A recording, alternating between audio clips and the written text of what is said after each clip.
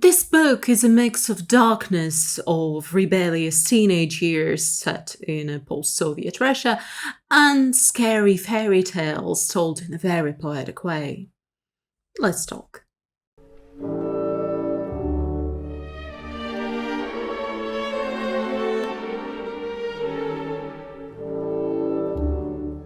It's the End of the World, My Love is a series of short stories by Alla Gorbunova.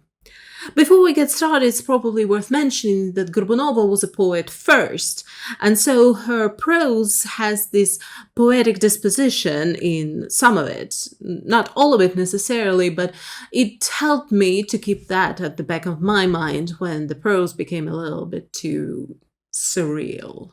The collection consists of a series of short stories written at different time periods, but constructed into this narrative-like structure. Full disclosure, it only became clear on a second reread and with the help of critics' reviews, but we will talk my impressions of the book in a little bit. The collection is divided into 4 parts. First, Against the Law, and it depicts the rather troubled teenage years of the protagonist, sometimes unnamed, sometimes called Polina, I think.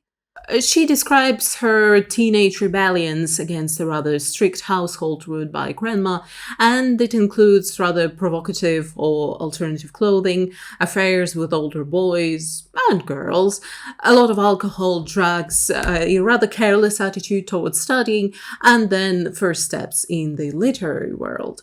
The second part, called The Motor Bar, switches the narrative from this autofiction and starts telling the stories that exist on this border between real world and the supernatural, as if they're set on the edge of this mythological forest, where the characters can dip their foot into this world of folklore and mysticism, but then still return to the real world. The third part, Ivan the Boar's Knee, fully embraces the fantasy and fantastical elements, but also the darkness that comes along with this world of the other side. The creatures come out of the dark forest to consume the characters and the reader, and we're fully in this world of the chthonic fairy tale, only then to resurface in the fourth part, Memory of Heaven, where the author recounts her childhood years and the brief touch of heaven that she felt then. To be perfectly honest, I didn't like the book all that much. I wasn't even sure if I should do a proper video on it. The second reread helped, so I have a better grasp of the book so I can talk about it, but my first impression probably still stands as far as my general impression of the book. Shall we start with the positives then? There are really clever stories. I liked the Wasted Youth Party, the very same day, Treasures of Heaven. I felt like these stories had something to say, and they said it, sometimes a little bit too bluntly, but I will take what I can. I really liked the way that she treated the autofiction part of the book and then made callbacks to it, not only in the fourth part, which is also autofiction, but in the second and the third part. Bookending the stories of part 2 and 3 with autofiction actually works, because in the first part she describes rather outrageous teenage years, how she dropped out of school as a 15-year-old, had affairs with 20-plus-year-old boys, had some sapphic encounters, attempted to end her own life, had severe problems with her mental health in a very medical sense, and some other incidents in the family, but it is still fiction. It's a fictional protagonist called Polina, I think. But then you get to the fourth part and she's talking about herself there. She's called Alla there. But there, in the fourth part, she references some of the events that she's described in part 1. Like, for example, her aunt, who had severe problems with her mental health, diagnosed as schizophrenia. And so you start questioning what was real and what was not in that first part. What is the product of her imagination and what might be rooted in her lived experience? And I don't have an answer for you. And I don't think Gorbunova also has an answer either. It is still a book, even if she's working through some personal issues here. Now, the faults of the book are not even really faults. It's probably my personal opinion here. There is a Russian word, chthon, derived from Greek, and as the AI Google thingy ever so helpfully describes it, it is the dark, primal, and often terrifying aspects of the earth and the underworld. Conversationally, we tend to use it to describe these dark, horrifying aspects of our lives, the depressing and morose ones, the ones where you just want to give up. And that's the general vibe that I get from this book. Gorbunova is less than 10 years older than me, but I feel like we've had very different teenage years. She's working through this experience of growing up in the late 90s, early 00s of Russia, when the dark underbelly of the changing country was all over the streets. Drugs, alcohol, promiscuity, punk rock, goth. It was all real. I remember it. It's just that I personally couldn't be further removed from it, so it doesn't resonate with me at all. And it doesn't even raise a curiosity in me. Maybe because I find it personally repulsive, but also maybe because I want to leave this part of my country's history in the past. I feel like there is nothing particularly interesting in there. It is the byproduct of the new liberties in the country in the process of political change, but also general decay and poverty, so what is there to explore? And maybe that's a personal fault of mine that I do not want to look at it, but at the same time, I cannot say that I'm particularly sticking my head in the sand here. It's just that I would rather leave this part of my country's history in the past. Ironically, I had a similar feeling about a different book I've read recently, Second-Hand Time by Svetlana Alexievich. I should probably do a review on that one as well. That book is the account of people on the fall of the Soviet Union and what they felt about the country that they've lost and the bright future ahead. Also a very uncomfortable read, but it's probably a little bit further removed from me, so I feel that intellectual curiosity that I feel none of here. It's just that Russian chtoń that I do not want to read about. That's why I enjoy the second part most. I like this meeting between the real and the surreal, when the supernatural bleeds into our world, but the answers are still available to you, and the supernatural elements and the fantastical elements serve the theme.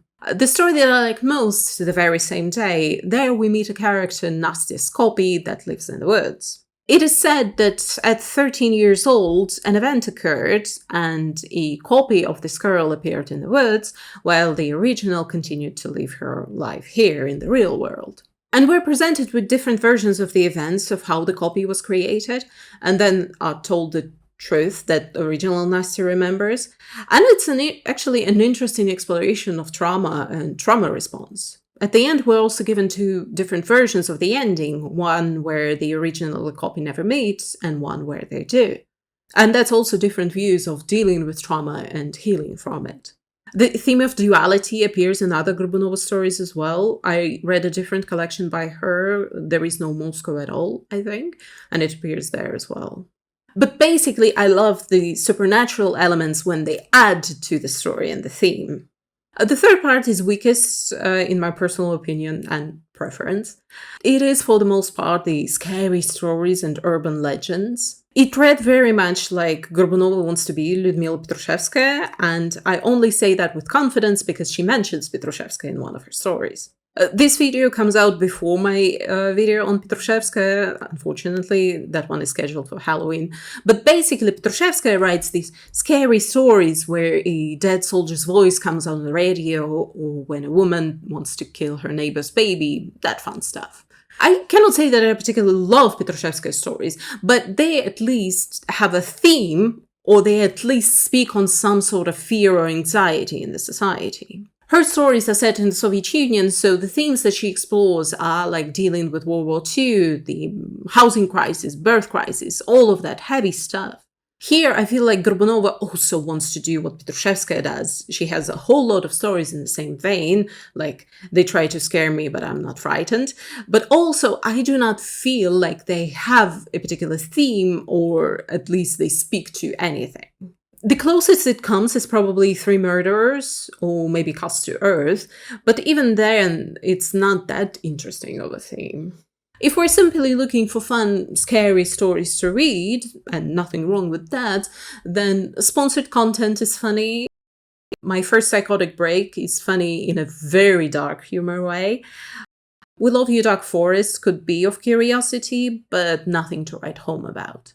One thing to mention is that I didn't put any trigger warnings on this video since I'm not going into any depth, but they do apply to the book. And there is one story in particular that I found deeply disturbing, the amateur studio of Trishka Strutsky. That one is disgusting. I want to purge it from my mind. I fully skipped it on reread, so just be careful with that one. The last part 4, consists of a single story, the most deeply personal one, that speaks of childhood as this paradise lost heaven.